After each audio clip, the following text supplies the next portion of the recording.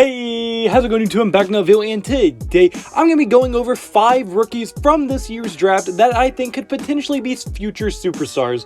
Now, not everyone on this list I actually see becoming a superstar or star level player, but I could see them very much exceeding expectations for where they were drafted, and ultimately what I think who is going to be very, very good. Now, I'm not going for the easy rookies in this video, because obviously they have rookies in this draft class that are going to be dominant off the rip, and they're going to be very, very good players. That is obvious. There are players like that in every single draft class, and that's why I went for 5 players that are fairly unknown in this draft class, or maybe not unknown, but people aren't very high on, or that people just don't see becoming a star. And I'm gonna just go at them and say why I think potentially they could be stars going into the future of the NBA. So if you do like the video, hit the like button and subscribe button. That would mean the absolute world to me.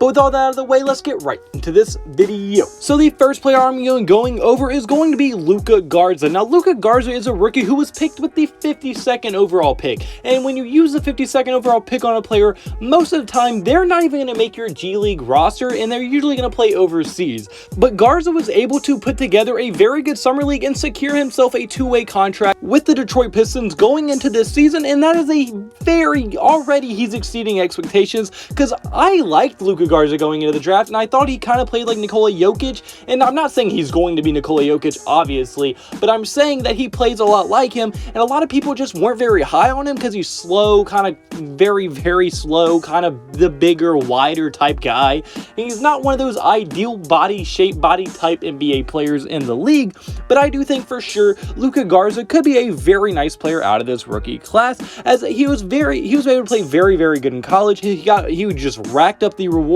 getting the Naismith Award, a 2-time Big Ten Player of the Year, a 2-time All-Big Ten team, and he was also able to average 24 points per game, 8.7 rebounds per game, 1.7 assists per game on 44% shooting from the 3-point line. And when you add someone that has as good of size as Luka Garza is, he's as strong as he is, and he can also spread the floor, that is extremely, extremely valuable. And if he can get his passing a little bit higher, and maybe because he already has nice IQ, so if he can get that playmaking ability as well, he is going to be an extremely solid player for any team in the NBA. If you can have a 6'10 player who can shoot 40% from the 3 while also being strong enough to bang in the paint, that is extremely valuable, and not many players can do that. And that's why I think Luka Garza could play a very nice role on any team going into the future. Now, for my second player on this list, I'm going to go with Jared Butler. Now, Jared Butler was picked by the Utah Jazz in the 2nd round, and Butler was the other half of the backcourt with Baylor with Davion Mitchell. Now, everyone's talking about Davion Mitchell. I love Davion Mitchell going into the draft.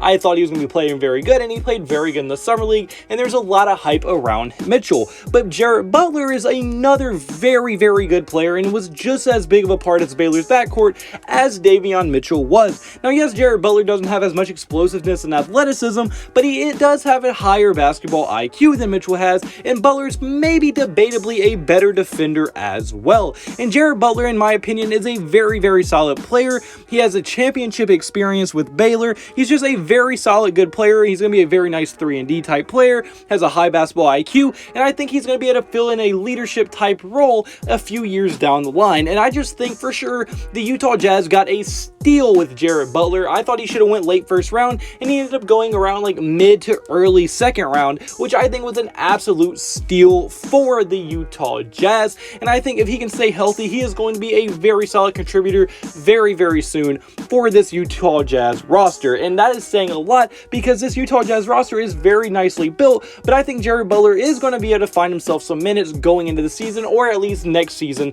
as well, just trying to establish himself this year. And now for my third player on this list is going to be Jalen Johnson. Now, Jalen Johnson is by far the most highly talented player on this list, and the only reason I have him on here is because of how much I love him, and he did kind of drop in the draft as Atlanta was able to steal him with their 1st round pick, and I think Jalen Johnson is going to be maybe one of the best players in this entire draft class. I love Jalen Johnson going into the draft, and he put together one of the best summer leagues we saw last season, and he just played so good with them. I mean, it was insane. The main reason he dropped is because people didn't know where he was mentally because he left Duke mid-season, and Duke wasn't good, so people were kind of down on Jalen Johnson. But if you really watch the film of him playing, you can see in the fast break, he is almost unstoppable. He can shoot threes, play defense, has great size, great athleticism. He can do everything you want your small forward to do, and he can also play very, very good defense as well. And the biggest concern with him was that he can't play in a half-court offense, but that's really coaching, and I'm sure coaches are going to be able to put him in positions to succeed. And I think Jalen Johnson could potentially be an all-star level player. He's one of those players on this list that I legitimately think could become a superstar, and I think he's probably the highest star potential out of anyone on this list. But now my fourth player in this video is going to be Kai Jones. Kai Jones was selected by the Charlotte Hornets, and I think he's going to be a perfect fit for this team, as with them having LaMelo Ball on their roster, LaMelo is one of the most flashy, best passers in the league already, and he was only a rookie last season. Now you give him an athletic freak in Kai Jones who can spread the floor a little bit, but also is just very athletic, and the lobs, you thought him lobbing to PJ Washington in Bridges was ridiculous. Just wait till he starts throwing lobs to Kai Jones. That is going to be insane and almost a cheat code. Like, it's going to look like Lob City Clippers in Charlotte. Charlotte's got themselves a very nice fit, and I think Kai Jones, especially if he can develop his three-point shot and his dribbling a little bit more, could be a very scary player, as he has the potential to be one of those players that's a stretch big that can handle the ball, guard the perimeter, protect the rim, do pretty much everything you need a big man to do and more. So I think for sure Kai Jones not only fits perfectly with this Charlotte Hornets roster, but also has tons and tons of potential that he can build on going into the future.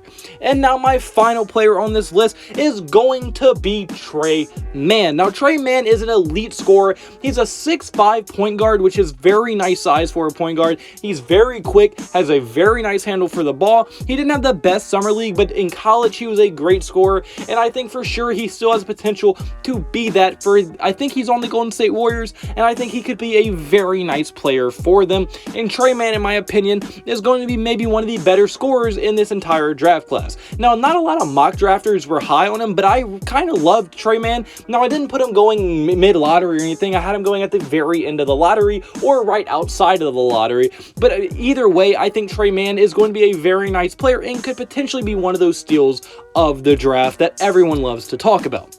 But unfortunately, guys, that's going to be it for this video. So comment below, do you agree with me? Do you think any of these players are going to be stars? If I missed anyone, comment them below as well. And if you do like the video, point, hit the like button and subscribe button. That would mean the absolute world to me, like I said earlier. But that's going to be it for this video. So hope you have a blessed day, have a blessed day. So you need to have a blessed day. All glory to God. See you in the next video. Goodbye, boo. Blah, blah.